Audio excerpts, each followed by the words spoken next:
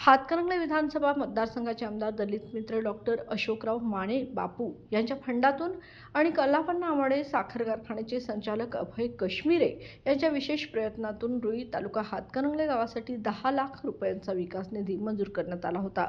या निधीतून करण्यात आलेल्या विविध विकास कामांचा लोकार्पण सोहळा नुकताच डॉक्टर माने यांच्या शुभ हस्ते पार पडला।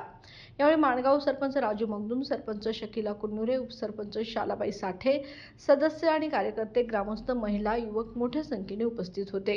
या कार्यक्रमात स्थानिक स्वराज्य संस्थांचे पदाधिकारी, भोर पंचायत समितीचे व्हिडिओ किरण धनवडे, गावातील प्रतिष्ठित नागरिक आणि ग्रामस्थांनी उत्स्फूर्त सहभाग नोंदवला।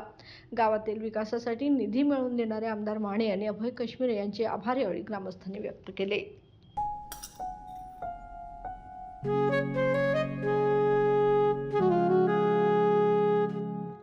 बाबा, आज येताना बासुंदी घेऊन या ना। अगं, कालच आपण आईचा वाढदिवस होता म्हणून आणली होती ना। ऐकलं, गोकुळची बासुंदी पुन्हा खावीशी वाटतेय। खरं सांगू, मलाही खावीशी वाटतेय। पुन्हा पुन्हा खावीशी वाटणारी गोकुळ बासुंदी।